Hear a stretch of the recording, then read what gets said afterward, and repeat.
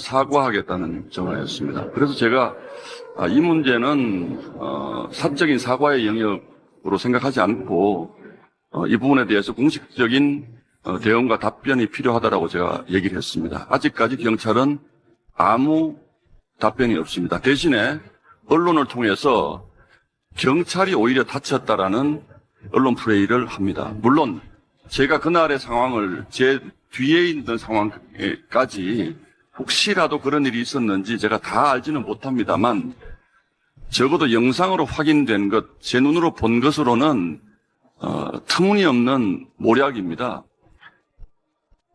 그러면 서울경찰청장에게 다시 묻겠습니다.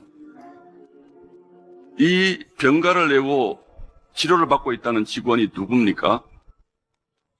멱살을 흔들려서 다쳤다는 이 직원의 신상을 저희에게 즉각 알려주십시오. 혹시라도 그런 일이 있었다면 저희도 거기에 상응하는 입장을 내겠습니다.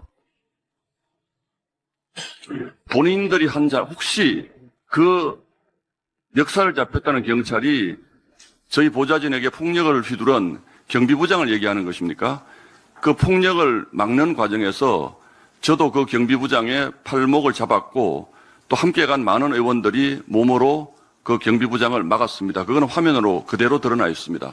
그런데 그 경찰이 누구인지 밝히지 못하면 어제 경찰이 당시 영상을 통해서 확인한 경찰이 멱살을 잡혔다는 그분이 누군지, 병가를 내고 치료 중이라는 그분이 누군지 못 밝힐 이유가 없다라고 생각합니다.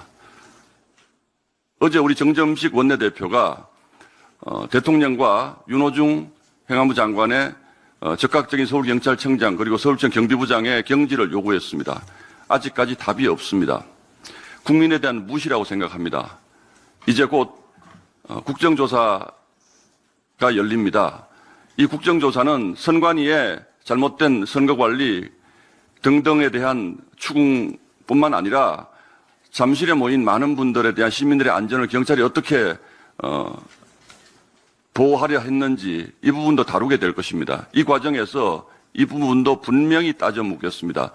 이 경찰관이 누구인지 어떤 형태의 폭력을 저희 국민의힘 의원으로부터 당했다는 것인지 명확하게 밝히지 않으면 저희도 바로 후속 조치를 취하도록 하겠습니다. 이 말은 국회의원으로 하는 말이 아니고 한 무고한 시민이 경찰 고위 간부로부터 폭행당하는 현장을 두 눈으로 지켜본 또 다른 시민의 말이라는 것을 명심하시기 바랍니다. 이제 정의선 회장이 구내식당 급식업체 근로자들과 마주 앉아 임금 교섭을 하는 모습을 보게 될 것 같습니다. 노동위원회가 현대자동차와 하나오션에 대해 구내식당, 경비, 청소 등 하청업체 근로자들과 직접 교섭에 나서야 한다고 결정했기 때문입니다. 현대차 협력업체가 8,500개에 달하는데 이제 1년 365일 노조와 협상만 하다 끝날 판입니다. 수많은 기업들이 똑같은 현실에 직면하게 될 것입니다.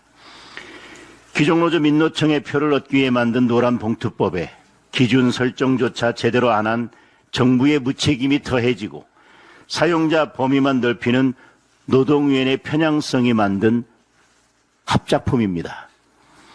노동계는 한술 더 떠서 내년 최저임금 12,000원을 요구하고 있습니다. 올해보다 16.3%나 대폭 올려달라는 것입니다. 반도체를 뺀 대부분의 산업들이 한치 앞을 못 보는 어려운 상황입니다.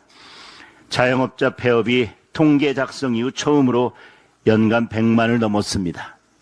그런 판에 최저임금 12,000원은 중소기업 소상공인 자영업자들에게 폐업 통보서나 다름없습니다. 시민들과 청년들의 일자리부터 사라질 것입니다. 이미 문재인 정권 시절에 뼈아프게 경험을 했습니다. 양대 노총은 임금 삭감 없는 정년 연장까지 밀어붙이고 있습니다. 기업들에게 청년 채용을 하지 말라는 소리입니다. 청년 일자리에 어찌되든 자신들의 기득권만 지키겠다는 것입니다. 민노총과 합작한 이재명 정권의 노동정책은 결국 청년 미래 죽이기 정책의 다름 아닙니다. 최근에 전업자녀라는 신조어가 등장했습니다. 일자리를 복구한 청년들이 가사를 전담하며 용돈으로 산다는 겁니다. 일자리 없는 청년들이 벼랑 끝에서 택한 생존의 방식입니다. 실제로 지난 5월 청년 취업자가 25만 5천 명이나 줄었습니다. IMF 사태에 이어 최악의 청년 일자리 상황입니다. 이재명과 민주당이 만든 노조천국 청년 지옥의 현실입니다. 당장 노란봉투법의 폭주를 멈추고 노동개혁에 나서야 합니다. 민노총과 손절하고 올바른 청년정책, 노동정책을 세워야 합니다. 국민의힘은 청년들이 미래를 꿈꾸며 마음껏 도전하고 도약하는 나라를 만들겠습니다. 총리 후보자에 대한 말씀 하나 더 드리겠습니다.